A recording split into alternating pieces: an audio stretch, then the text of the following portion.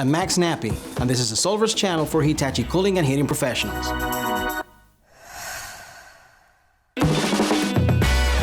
Welcome. We're getting a lot of questions from you, but don't worry, we're here to help. But first, let me remind you of the zero harm policy we all follow here at Johnson Controls Hitachi, so we can go home safe after each working day. Please don't hesitate to contact Hitachi for more information. In today's video, we will see how to identify communication problems between the outdoor and the indoor unit. I will advise you to watch this video after any other tutorials in this channel on how to install a residential unit, because any adjustments we may do in this video may arise after the installation. Before we start, let's see the tools we may need.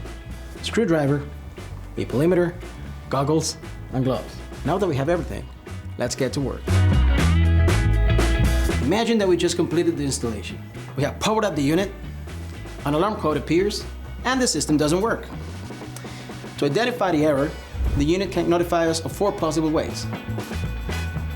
The indoor unit, the wall-mounted remote control, the wireless remote control, and the outdoor unit. It's best to use an example. As you can see, the display blinks 3 times, and then the error code 03 appears on the wall-mounted remote control and also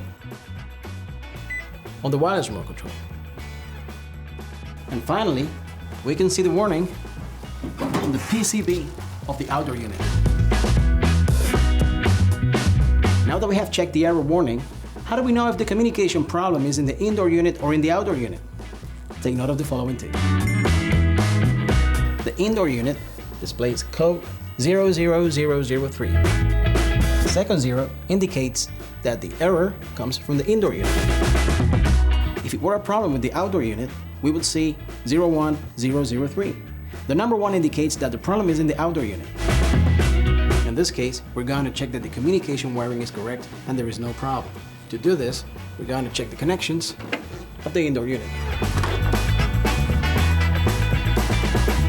As you can see, they're all fine. And now, we're going to check the outdoor unit.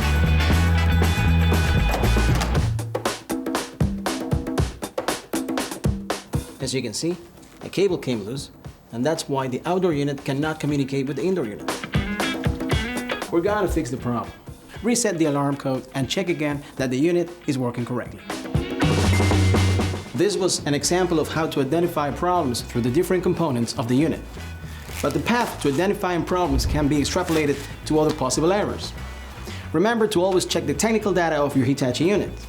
There, you will always find exact information to answer any questions you may have. We hope this video was useful, and we're always happy to help. You can visit our YouTube channel for any other incidents, and remember that our call center is always available for any questions you may have. Greetings, fellow installers, and remember, be professional and enjoy your work.